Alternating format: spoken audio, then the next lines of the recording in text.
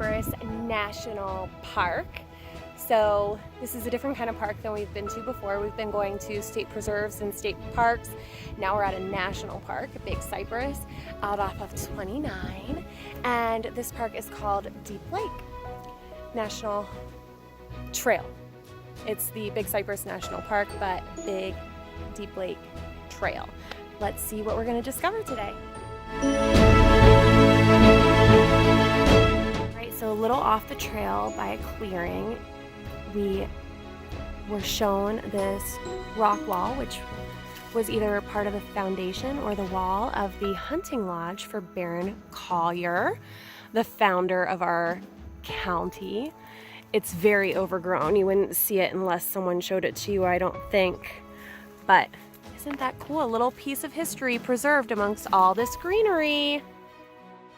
All right, so we found this. This is the wall. We kind of got over top of it here and found this inside of Baron Collier's old hunting lodge.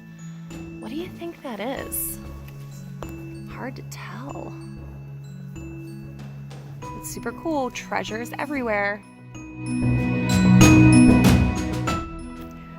Stumbled across a trail cam. They use these to see what's happening out in the forest, the animals, and sometimes people too. They're motion censored, so every time there's motion in front of it, it records what's happening.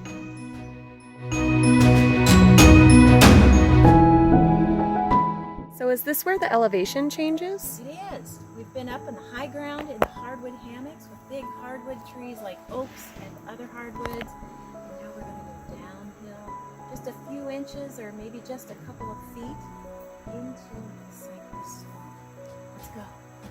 Thank you.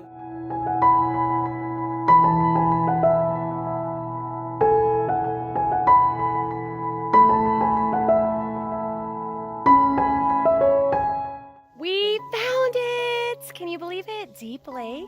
This is the deepest lake in South Florida, and it's a sinkhole lake, which means that the rainwater eroded the limestone underneath the ground, and then it collapsed, creating this body of water. And another really cool thing about this body of water is it's shaped like an ice cream cone. So it's wide on top and gets smaller and smaller towards the center. It's 90 feet deep at its deepest. And another really cool thing is that there's salt water and fresh water in here. So I need to ask you, what do you think is on top and what do you think is on bottom? Which type of water do you think falls to the bottom?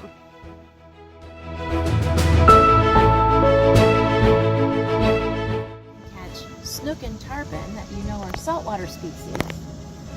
But you can also catch bass and bluegill and other freshwater species, and those are our native fish, but also exotic fish that aren't supposed to be here, like Mayan cichlids and tilapia.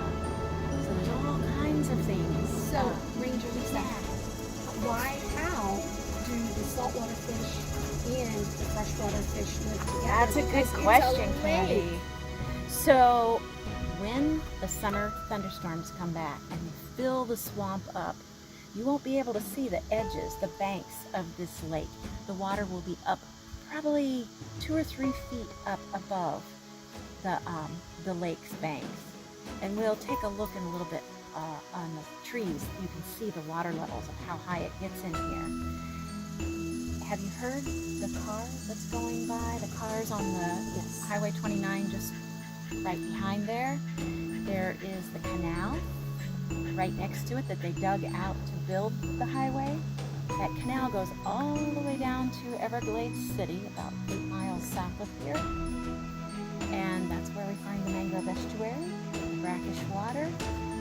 When the water comes up, those fish can swim all the way up here, swim into this lake. And also, we've got all these little Swiss cheese looking caverns in the limestone. They can swim through all that little tunnel system too into the lake. So they can live in both salt and fresh? They can.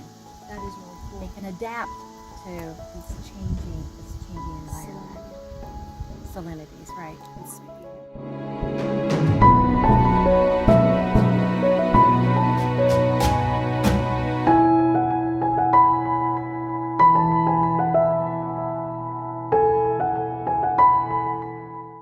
Hey, Miss Z, we have limestone rock with rather large holes in the limestone. Now, from what we understand about Florida is our rain is slightly acidic, and we know that acidic rain will cause a chemical reaction with the limestone and will create chemical weathering. So therefore there are big holes, and as a matter of fact, since this is a sinkhole lake, this is kind of what happened to the cave roof. Is it caved in and then filled with water, and then we have a sinkhole lake. And then on the bottom here of this limestone.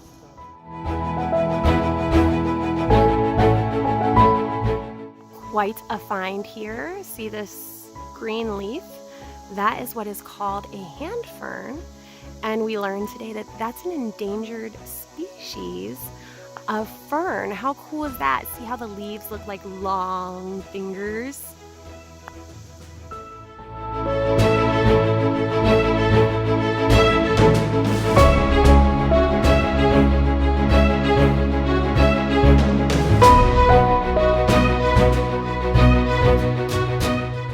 So this is a dingy brown orchid. This is already bloomed. We have some pieces right here that are going to bloom soon. And if you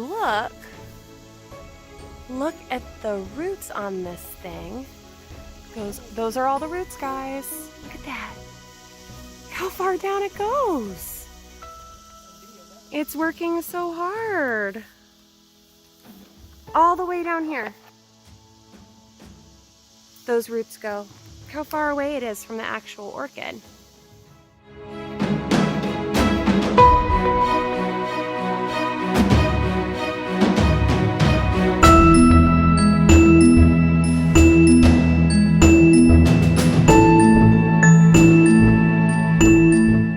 Check out how big